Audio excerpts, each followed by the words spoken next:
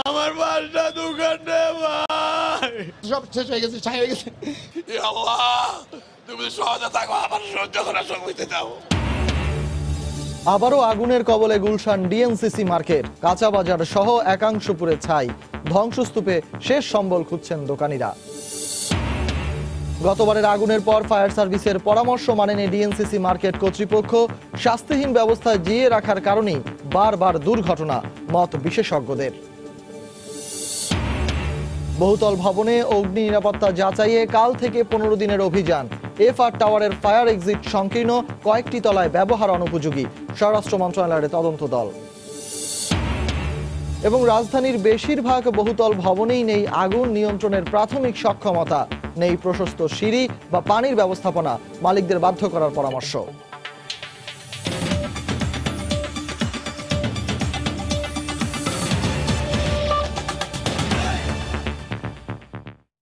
সময় সংবাদে সঙ্গে আছি আমি সজল মিত্র রিচার্ড। বনানীতে ভয়াবহ অগ্নিকাণ্ডের ক্ষত শেষ না হতেই দুদিন পর এবার গুলশান 1 নম্বরের ডিএনসিসি মার্কেটে আগুন লেগেছে। এতে কাঁচা বাজারের বিভিন্ন দোকান পুড়ে গেছে। ভোর 5:30টার পর মার্কেটের একটি সুগন্ধির দোকান থেকে আগুনের সূত্রপাত হয় বলে জানান ঢাকা উত্তর সিটি কর্পোরেশনের মেয়র আতিকুল ইসলাম। ফায়ার সার্ভিসের 20টি ইউনিটের 2.5 ঘন্টার চেষ্টায় আগুন নিয়ন্ত্রণে আসে, কিন্তু ততক্ষণে পুড়ে যায় মার্কেটের বিভিন্ন অবকাঠামো। দিল্লি দিল্লি সবকিছু করছি, মার্কেটের কাজ শেষ হয় না, 2 মাস হয় না, 2 মাসের ভিতরে সব শেষ হয়ে গেছে। ব্যাংক থেকে লোন নিয়ে কিছুদিন আগেই শুরু করেছিলেন ব্যবসা। সর্বনাশা আগুনে পুড়ে ছাই হয়ে গেল দোকানের সব মালামাল। পুঁজি হারিয়ে চোখের পানি এখন শেষ সম্বল। শনিবার সূর্য ওঠার আগেই আগুনের তীব্রতা ছড়িয়ে পড়ে ডিএনসিসি মার্কেটের পুরো কাঁচা বাজারে। নিমিষেই আগুনের লেলিহান শিখা আর ধোয়ার কুণ্ডুলিতে ধূলিসাৎ হয়ে যায় এখানকার ব্যবসায়ীদের স্বপ্ন। ফজর নামাজের পর পর আগুনটা শুরু হয়েছে। আমি এসে দেখছি যে আগুন দপ দপ করে জ্বলতেছে। ফায়ার সার্ভিস আসছে কিন্তু তেমন কিছু করতে পারে না। একজন মুরব্বী ছিল, তার ডাক্তার ডাকা হইতেছে, সে বুঝতেছে না যে কিসের জন্য। পরে মুরব্বী বলতেছে এখানে আগুন আগুন আগুন জ্বলতে নামেন আপনি। পরে সে তার অন্য সাথে দিয়ে নামানো হয়েছে তারে। আগুন নেভাতে একে একে ফায়ার সার্ভিসের 20টি ইউনিট হাজির হয় ঘটনাস্থলে। কিছুক্ষণের মধ্যেই সেনা, বিমান ও নৌবাহিনীও যোগ দেয় উদ্ধার কাজে। তবে বনানীর মতো গুলশানেও পানির সংকটে বিপাকে পড়তে হয় ফায়ার সার্ভিসকে। আমি কি করবো রে বা, তালা খুলতে পারে সেকেন্ডের মধ্যে ধরে গেছে আমার দোকানটা এই পাশে। সেকেন্ডে মানে 10 মিনিট হয় নাই। আমার পোলাপান 12-13 জন পোলাপান সবারই ফোন দিচ্ছি, আস্তে আস্তে সব শেষ হয়ে গেছে। পানি কত দিতে আছে, পানি হঠাৎ বন্ধ হয়ে যায়, তো আগুন আবার ওদিকে ধরতে আছে। মানে গাড়ি পানি দিতে আছে, হঠাৎ বন্ধ হয়ে যায়, 5 মিনিট 10 মিনিট বয়ে থাকে, হেরা বয়ে থাকে, পানি নিয়ে কি করবো। নতুন ভাবে গুছাই আমরা দোকান নিয়ে বসছিলাম, নতুন করে আমাদের আবার অগ্নিকাণ্ড হয়ে আমাদের সব শেষ হয়ে গেছে। আগুনে কোনো প্রাণহানি না ঘটলেও ক্ষয়ক্ষতি হয় কাঁচামাল সহ বিভিন্ন জিনিসপত্রের।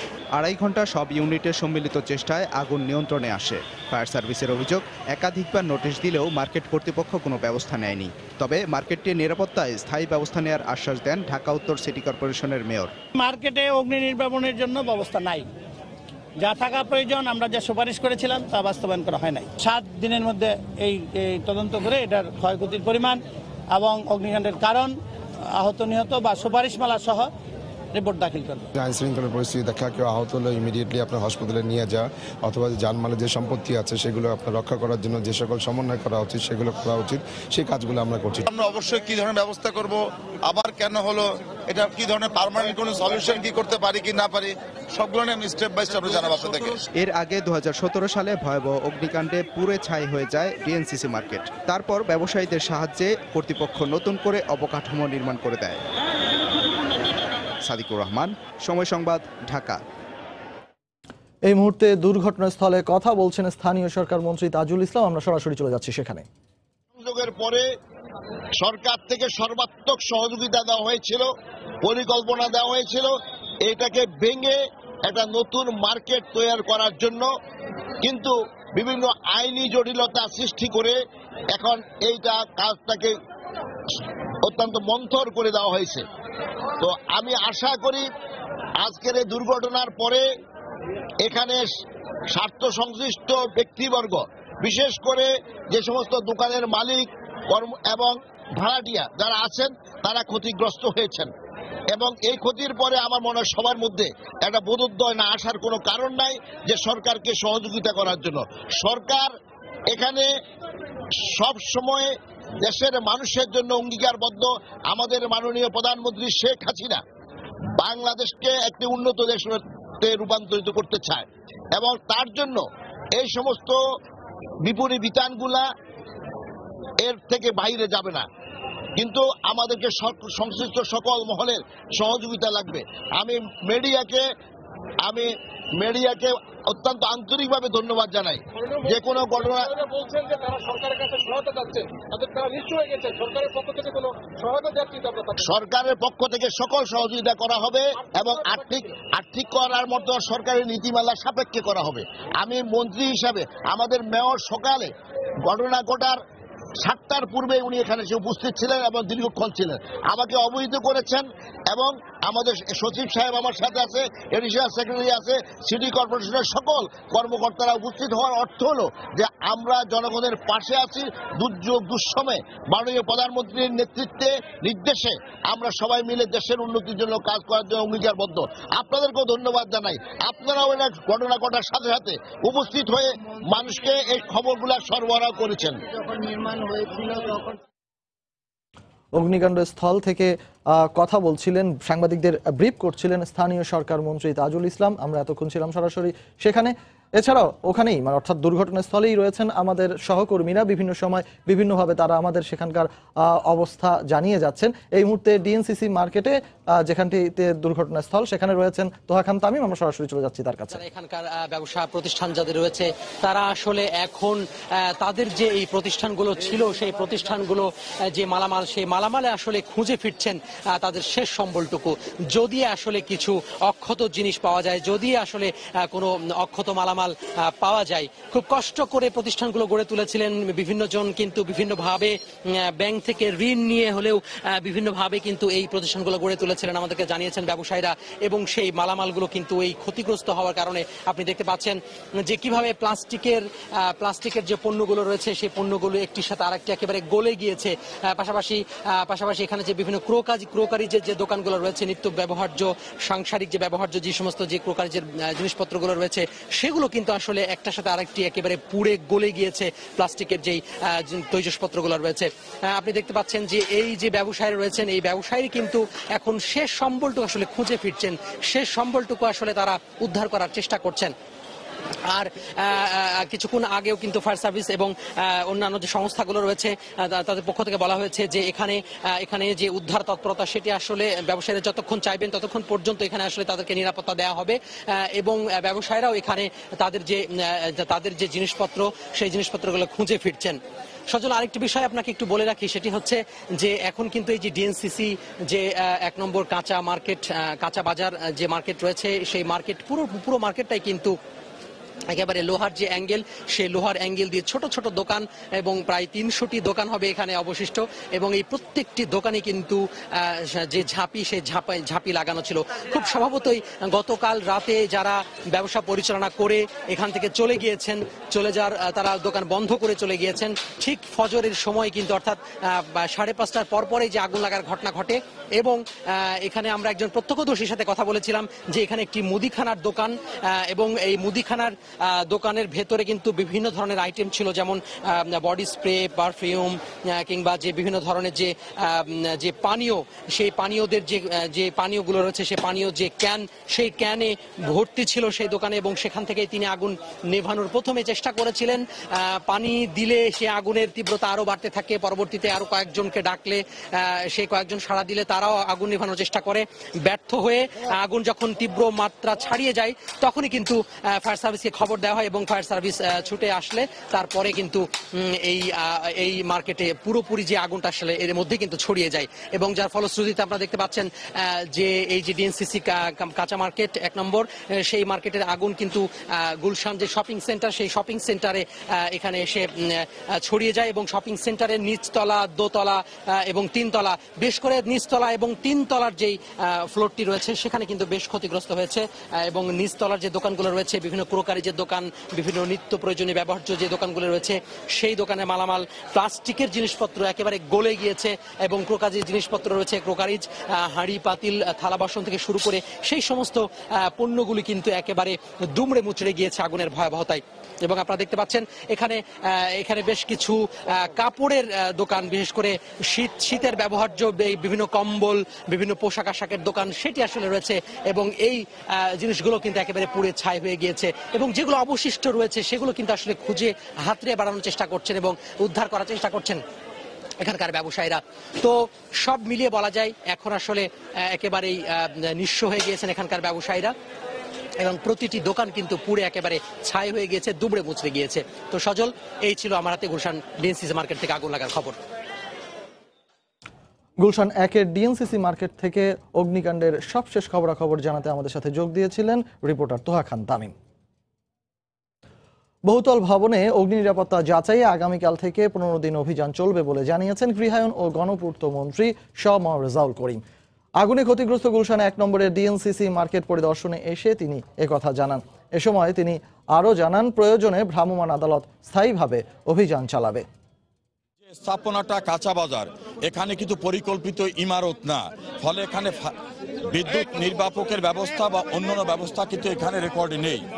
আমরা আগামীকাল থেকে পরিকল্পিতভাবে রাজুকের নেতৃত্বে ইন্সপেকশন করব। ঢাকার সকল বহুতল ভবনকে আমরা চিহ্নিত করব কোনটা পরিকল্পনার বাইরে, কোনটায় নিয়ম অনুযায়ী অগ্নি নির্বাপক বা সিঁড়ির ব্যবস্থা বা গ্যারেজের ব্যবস্থা আছে কিনা সেগুলো চিহ্নিত করে এর সঙ্গে যারা জড়িত থাকুক, সেটা মালিক, ডেভেলপার, এমনকি রাজুকেরও যদি কোনো কর্মচারী কর্মকর্তা জড়িত থাকে তাদের বিরুদ্ধে আমরা কঠোর ব্যবস্থা গ্রহণ করব।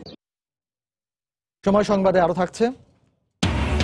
চট্টগ্রামের খাতুনগঞ্জে প্রতি সপ্তাহেই কমছে রমজানে প্রয়োজনীয় ভোগ্যপণ্যের দাম। কারসাজি না হলে দাম নিয়ন্ত্রণে থাকার আশা ব্যবসায়ীদের। গতবারের আগুনের পর দেয়া সুপারিশ ও পরামর্শ ডিএনসিসি বাজার কর্তৃপক্ষ মানেনি বলে দাবি করেছে ফায়ার সার্ভিস। বাজারটির অবকাঠামো ঝুঁকিপূর্ণ বলেও মত তাদের। এদিকে বিশেষজ্ঞরা বলছেন, বছরের পর বছর স্বাস্থ্যহীন সংস্কৃতি জিইয়ে রাখার কারণেই নগরে বারবার অগ্নিকাণ্ড ঘটছে বলে মনে করেন তারা। চুড়িহাট্টা বনানীর পর গুলশানের ডিএনসিসি মার্কেট। আগুনের আগ্রাসী শিখায় পড়েছে হাজারো মানুষের ভবিষ্যৎ।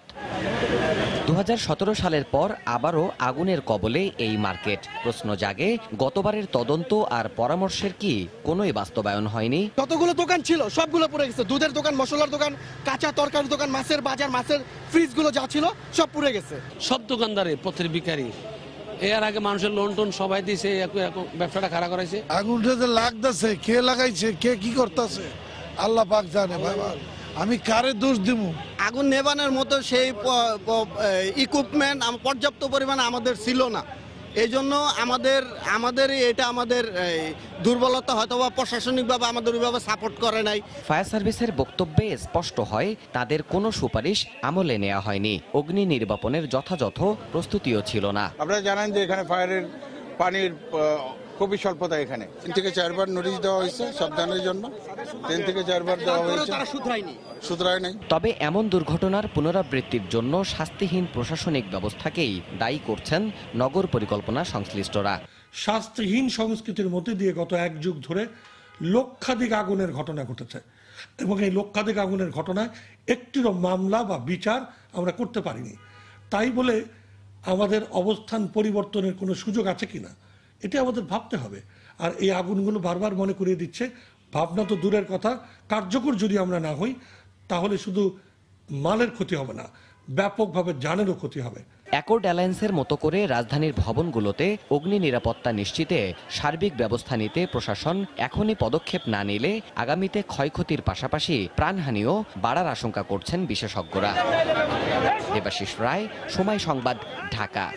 আবারও ডিএনসিসি মার্কেটের অগ্নিকাণ্ডের খবর। নিয়ন্ত্রণে এসেছে রাজধানীর গুলশান ডিএনসিসি মার্কেটের আগুন। চলছে উদ্ধার কাজ। এই মুহূর্তে সেখানে আছেন রিপোর্টার শাহরিয়ার জামান দীপ। সরাসরি চলে যাব তার কাছে। দীপ, রিচার্ড, গুলশানের ডিসিসি মার্কেটের যে অগ্নিকাণ্ডের ঘটনা ঘটেছে সেটি কিন্তু অনেক আগেই নিয়ন্ত্রণে এসেছে। এই মুহূর্তে ফায়ার সার্ভিসের কর্মীরা আগুন নিয়ন্ত্রণ পরবর্তী যে কাজ সেগুলি করছেন এবং ইতিমধ্যে কিন্তু সরকারের বেশ কয়েকটি মন্ত্রণালয়ের মন্ত্রী এই ঘটনাস্থল পরিদর্শন করেছেন। কিছুক্ষণ আগেই এখানে এসেছিলেন গৃহায়ন ও গণপূর্ত মন্ত্রী, এসেছিলেন ঢাকা উত্তরের মেয়র এসেছিলেন। তারা যেটি বলছেন যে ঘটনাটি ঘটেছে এখানে এর আগেও এই ঘটনাটি ঘটেছিল। তারা বলছেন যে এই যে মার্কেটটি রয়েছে ডিসিসি মার্কেট, সেই মার্কেটটি একটি তারা বলছেন যে অস্থায়ী মার্কেট, যার কারণে এখানে ফায়ার সার্ভিসের ব্যবস্থা তেমন ছিল না। তারা বলছেন যে তারা এই মার্কেটটিতে একটা 18 তলা ভবনের পরিকল্পনা করেছিলেন, কিন্তু নানা কারণে সেটি হয়ে ওঠে নাই।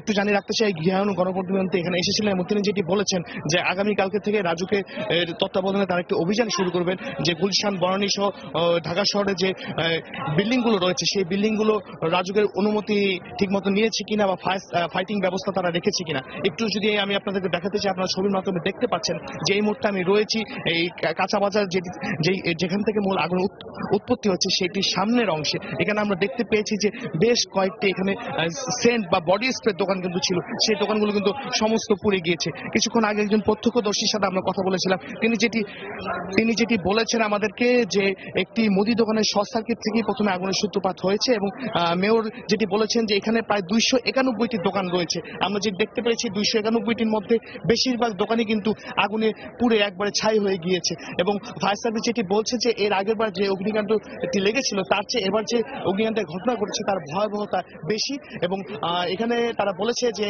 তাদের কাছে যে প্রাথমিক তথ্য রয়েছে যে 291টি দোকান রয়েছে তার বেশিরভাগই কিন্তু পুড়ে গিয়েছে। এই মুহূর্তে দোকানে যারা কর্মচারী রয়েছেন বা মালিক রয়েছেন তারা চেষ্টা করছেন যে তাদের যে দোকানগুলো রয়েছে সেই দোকানগুলো থেকে কিছু যন্ত্রপাতি তারা এখান থেকে বের করে নিয়ে যেতে পারেন কিনা। তো রিচার্ড, এখান থেকে আসলে সর্বশেষ তথ্যটি আমার কাছে রয়েছে যে এই মুহূর্তে আগুন নেভানো পরবর্তী যে উদ্ধার অভিযান সেটি চলছে। এখানে ফায়ার সার্ভিসের কর্মীরা রয়েছেন দোকান মালিক এবং কর্মচারীরা। রিচার্ড, গুলশান 1-এর ডিএনসিসি মার্কেটের অগ্নিকাণ্ডের সবশেষ খবরাখবর জানাতে আমাদের সাথে যোগ দিয়েছিলেন সহকর্মী শাহরিয়ার জামান দ্বীপ। সময় সংবাদে আরো থাকছে, মংলার কাছাকাছি কলকাতাগামী এমভি মধুমতি সময় বেশি লাগলেও ক্লান্তি ভুলিয়ে দিচ্ছে নদী পাড়ের প্রাকৃতিক সৌন্দর্য, বলছেন যাত্রীরা। রাজধানীর বনানীতে আগুনে ক্ষতিগ্রস্ত এফআর টাওয়ারের ফায়ার এক্সিট সংকীর্ণ এবং কোনো কোনো তলায় ব্যবহার অনুপযোগী ছিল বলে জানিয়েছে স্বরাষ্ট্র মন্ত্রণালয়ের তদন্ত দল। সকাল 10:30টার দিকে স্বরাষ্ট্র মন্ত্রণালয়ের 6 সদস্যের এবং দুর্যোগ ব্যবস্থাপনা ও ত্রাণ মন্ত্রণালয়ের 9 সদস্যের আলাদা দুটি দল ঘটনাস্থল পরিদর্শনে আসেন। পুড়ে যাওয়া ভবনটির বিভিন্ন তলা ঘুরে দেখেন তদন্ত কর্মকর্তারা। অগ্নিকাণ্ডের দিন ভবনের 8, 9 ও 10 তলায় কর্মকর্তাদের গণশুনানিতে অংশ নেওয়ার আহ্বান জানিয়েছে ত্রাণ ও দুর্যোগ মন্ত্রণালয়ের তদন্ত দল। আগামীকাল সকাল 10টা থেকে 12টার মধ্যে ঘটনাস্থলের পাশে স্থাপিত পুলিশ কন্ট্রোল রুমে এই গণশুনানি অনুষ্ঠিত হবে।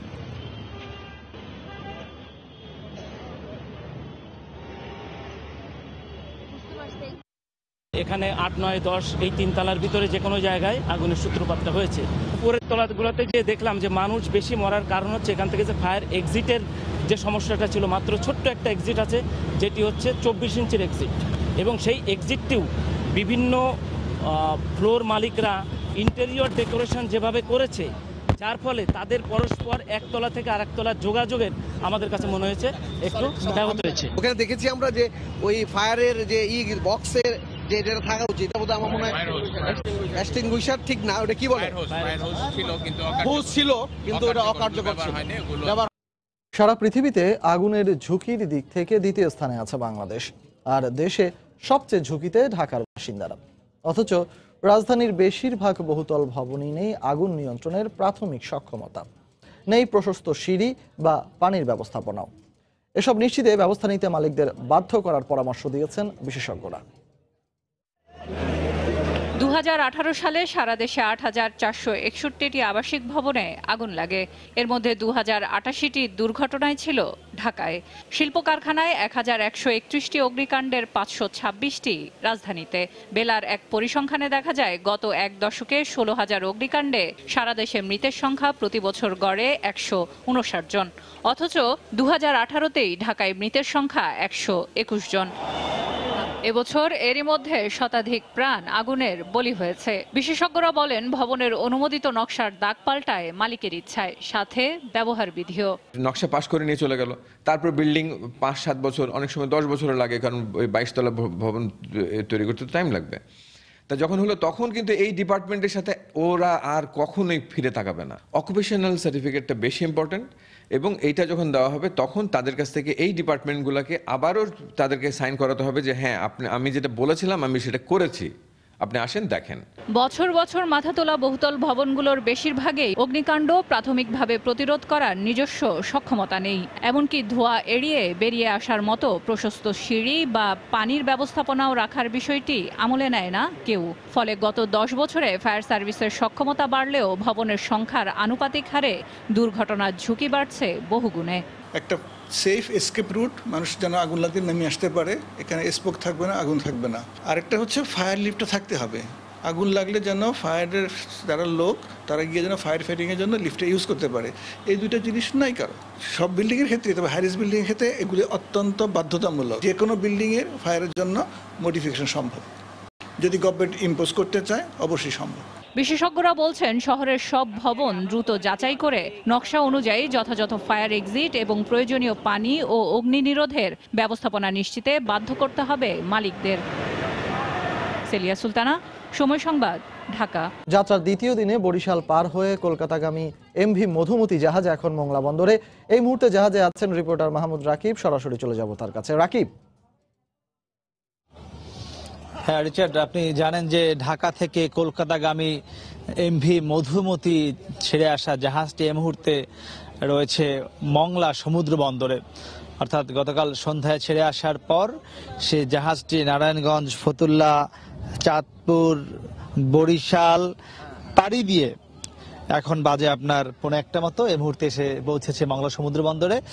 তো আপনি দেখছেন জাহাজটা কিন্তু দ্বিতীয়বার নোঙর করলো। এর আগে আমরা দেখেছিলাম মোরেলগঞ্জ বাগেরহাটের, সেখানে জাহাজটি নোঙর করেছিল, সেখান থেকে জনা কয়েক যাত্রী উঠেছে জাহাজ থেকে। তো এই মুহূর্তে জাহাজটি নোঙর করেছে মংলা সমুদ্র বন্দরের যে BIWTCর ঘাট রয়েছে সেই ঘাটে কিন্তু জাহাজটি নোঙর করেছে। দেখছেন এই বাম পাশেও কিন্তু যারা যাত্রী রয়েছে তারা অনেক টুরিস্ট কিন্তু নিচেও নেমেছে কয়েকজন। আপনি দেখছেন যে নদীর পাড়ে তারা নেমে ছবি তুলছেন। এবং এই সামনের যে এটিকে বলা হয় ঘুষিয়াখালী চ্যানেল, এই চ্যানেলটি মূলত এই চ্যানেলটি দিয়ে যেতে হবে খুলনা হয়ে চালনা একটি বন্দর রয়েছে, সেই বন্দর হয়ে মূলত জাহাজটি ঢুকবে আন্টাহারা থেকে হলদিয়া নদী দিয়ে চলে যাবে মূলত কলকাতা। তো আমরা কথা বলেছিলাম যে জাহাজটি কখন নাগাদ পৌঁছতে পারে, সে বিষয়টি তারা বলেছেন যে আজকে রাতে জাহাজটি সুন্দরবনে যাবার পর কিন্তু আজ রাতে জাহাজটি সুন্দরবনেই থাকবে, কারণ সুন্দরবন থেকে রাতে জাহাজ চলাচল করা সম্ভব নয়। সে কারণে সুন্দরবনে থাকার পরে আগামীকাল সকাল থেকে আবার জাহাজটি মূলত যাত্রা শুরু করবে। তো তারা বলেছেন সবকিছু মিলিয়ে হয়তো রোববার সন্ধ্যা নাগাদ জাহাজটি কলকাতার BSTN যে জেটি রয়েছে সেখানে গিয়ে পৌঁছাবে, এবং এর মধ্যে যদি কোনো দুর্যোগ বা জোয়ার ভাটার সমস্যা না হয় তাহলে কিন্তু দেরি হওয়ার কথাও নয়, তারা মোটামুটি এমনটি জানিয়েছেন। তো সেখানে 2-1 দিন থাকার পরে আবারও বাংলাদেশের উদ্দেশ্যে কলকাতা থেকে জাহাজটি ছেড়ে আসবে। তো মোটামুটি আমার কাছে এখন পর্যন্ত এই ছিল মধুমতি জাহাজ থেকে সবশেষ খবর। রিচার্ড। ঢাকা থেকে কলকাতাগামী জাহাজ এমভি মধুমতি থেকে আমাদের সাথে যোগ দিয়েছিলেন আমাদের সহকর্মী মাহমুদ রাকিব। রাজধানীতে ধীরে ধীরে জমে উঠছে পহেলা বৈশাখের কেনাকাটা। বড় বিপণী বিতানের পাশাপাশি পাড়া মহল্লার দোকান, এমনকি স্থানীয় মেলায় চলছে বেচাকেনা। পোশাকে যথারীতি প্রাধান্য পাচ্ছে বাঙালিয়ানার ছাপ। মেয়ের জন্য, ছেলের জন্য বৈশাখ উপলক্ষে একটু কেনাকাটা। 30 তারিখে পরীক্ষা আরম্ভ হলে তখন তো শেষ হবে বৈশাখের আগে, তখন তো আর বের হওয়া সম্ভব নেই। বৈশাখের জিনিস কার কার সাথে এসেছো? বাবা মা। এখন কিনলে একটু দামের মধ্যে পছন্দের মতো কিনতে পারবো। বাংলা নববর্ষ হিসেবে সবারই একটা চাহিদা থাকে একটু নতুন কাপড় পরার জন্য। টি-শার্টটার পাঞ্জাবিটা মূলত আর কি বৈশাখের জন্য আমরা কাজটা করছি। প্রত্যেকটা দোকানে আমরা বৈশাখের কালেকশন আমরা তুলে ফেলছি অলরেডি ডিসপ্লেতে। বৈশাখের বেচা বিক্রি টুকটাক শুরু হয়েছে, সামনে যত দিন যাবে তত বেচা বিক্রি বাড়বে। বৈশাখী মাল তুলছি, আসরের পর্দা বেচা কিনি আল্লাহ দিলে মনে করেন 9টা তৈরি 10টা তৈরি বেচা কিনি। মার্কেটের চেয়ে মেলা একটু সব ধরনের জিনিসই পাওয়া যায়, কিন্তু একটু ভালো পাওয়া যায়, দামও সস্তা পাওয়া যায়। এ পর্যায়ে শিশু সংবাদ জানিয়ে দিচ্ছি আরেকবার। আমার মালটা দোকানে ভাই সব শেষ হয়ে গেছে, ছাই হয়ে গেছে। আল্লাহ তুমি সহজে থাকো, আমার সহ্য করার সময় দাও। আবারও গুলশানে আগুনের কবরে গুলশান DNCC মার্কেট, কাঁচা বাজার সহ একাংশ পুড়ে ছাই। ধ্বংসস্তূপে শেষ সম্বল খুঁজছেন দোকানিরা। গতবারের পরামর্শ মানেনি মার্কেট কর্তৃপক্ষ, দায় ডিএনসিসির। আইনি জটিলতা সৃষ্টি করে পুনর্নির্মাণের প্রক্রিয়া মন্থর করা হয়েছে, দাবি স্থানীয় সরকার মন্ত্রীর। বহুতল ভবনে অগ্নি নিরাপত্তা যাচাইয়ে কাল থেকে 15 দিনের অভিযান। এফআর টাওয়ারের ফায়ার এক্সিট সংকীর্ণ, কয়েকটি তলায় ব্যবহার অনুপযোগী, স্বরাষ্ট্র মন্ত্রণালয়ের তদন্ত দল। এবং রাজধানীর বেশিরভাগ বহুতল ভবনেই নেই আগুন নিয়ন্ত্রণের প্রাথমিক সক্ষমতা, নেই প্রশস্ত সিঁড়ি বা পানির ব্যবস্থাপনা, মালিকদের বাধ্য করার পরামর্শ। এই ছিল এখনকার মতো। যে কোনো খবর পেতে ভিজিট করুন সময়নিউজ.tv। আপনার মোবাইলের সময় সংবাদ দেখতে ও সব খবর পেতে ডাউনলোড করুন সময় অ্যাপ। এছাড়া এই মাত্র পাওয়া খবর আপনার মোবাইলে পেতে SMS করুন *BN লিখে পাঠিয়ে দিন 16242 নম্বরে। সঙ্গে থাকুন সময়ে।